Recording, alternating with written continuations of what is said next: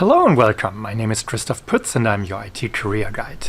Today this video is slightly different. You see me in a more casual environment here. I'm outside. It's Sunday afternoon on Mother's Day.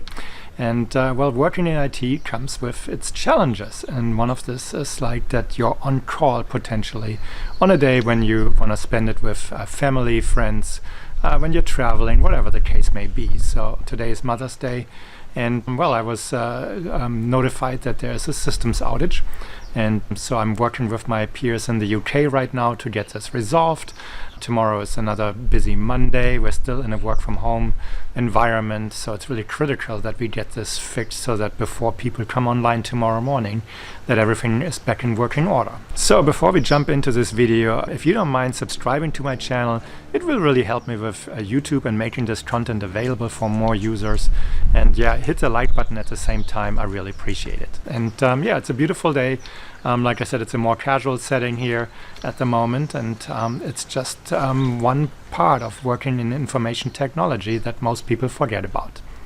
Depending on your role in information technology, some roles are less prone to having to work on weekends or at nights, being paged, whatever the situation may be. But if you are in a help desk, infrastructure, information security, and related role, yes, you can expect that you have to work on weekends, at nights, that you get these notifications in the middle of the day or in the middle of the night.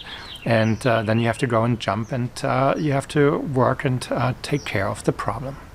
So, and of course, it's not just that you get paged and that you have to step away from what you were doing. You don't know exactly how long the work needs to be done. So this could be an issue that is fixed in half an hour. This could be an issue that takes 3-4 hours before it's fixed, or even longer, depending on what the situation is. So you never know what you walk into when these type of notifications come in. And I think it's a part of mental preparedness, really, when you work in information technology, that you have to be there. And yeah, it sucks, but you get up and you get the job done. So it's very important. And your attitude and your mental readiness in that perspective is very important. So you can get angry at whom? At the system. It doesn't help you. So it's really important that you stay calm, and especially with calmness, it helps you to troubleshoot these problems, think straight, making sure, okay, who do I need to notify? Who do I need to pull in, so that you're only pulling in the critical people that are really needed to resolve the problem. You want to make sure you do the appropriate steps in troubleshooting first, of course, so that you verify, okay, this problem really exists. It's not just one user experiencing something for whatever reason. So in this case, I already have a double-digit number of users that reported this problem, and they're not able to connect remotely back into the company's network. And so we try to identify where the problem is. Now we feel it's with information security on the firewalls. So now we escalate it to that side. In the UK, it's already late in the day. It's past 10 o'clock in the evening. And so most people might have gone to bed or just finishing up. And for them, it's really challenging as well. So they have to come online. They're tired. They were trying to go to bed and maybe already slept. And so it's a challenging situation again. It builds up stress depending on how long they have to work.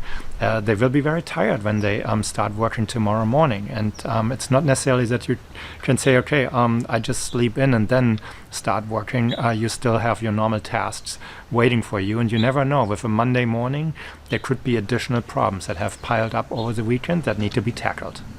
And some employers are really good with these type of situations. So they have a proper system in place. And so you get notified, you start working, you're taking a look at it, you know which steps to execute. In other places, it's very reactive, and you might only find out by accident.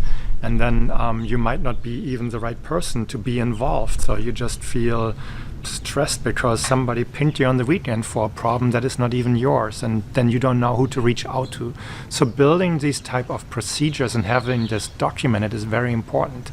So if you work in IT and you do not have that, I highly recommend that you start looking at it and just go through the different scenarios and just at least have a list of phone numbers and people for the different areas. Know what troubleshooting steps are needed so that you can really verify that this is indeed a major problem, a major incident, and requires escalation.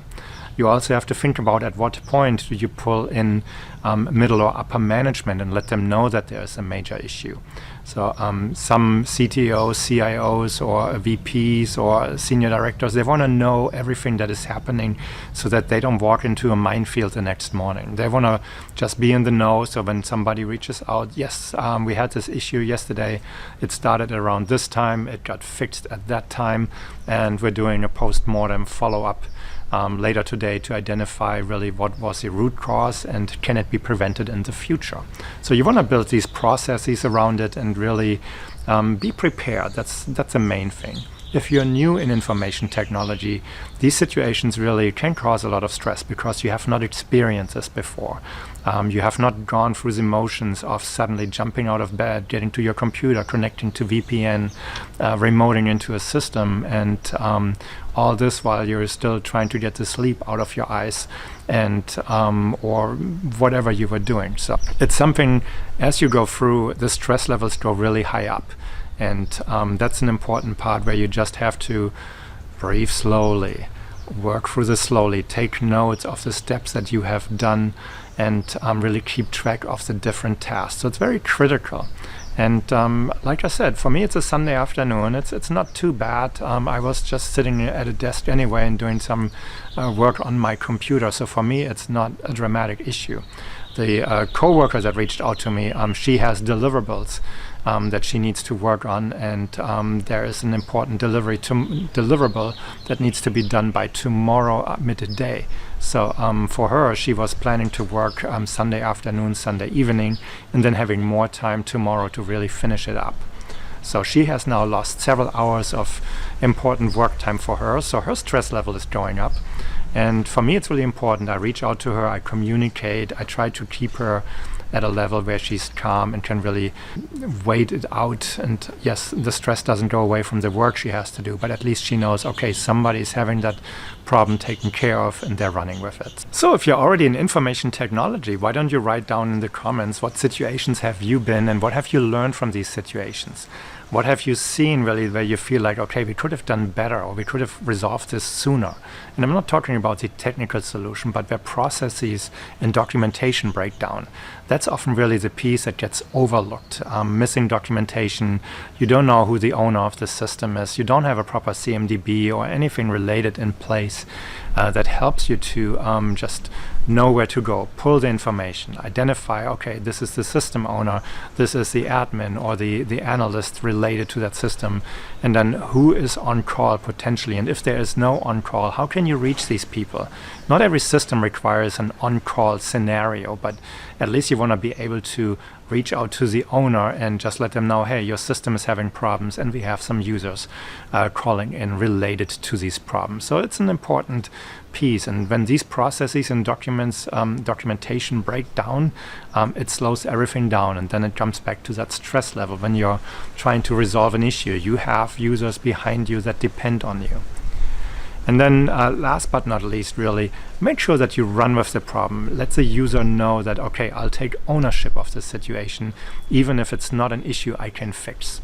So you stay there, you communicate, or you find somebody that will communicate on your behalf, so that the communication piece is taken care of. Because even if it takes longer to fix a problem, having the right communication string going and keeping the users frequently updated, it takes away some of the tension.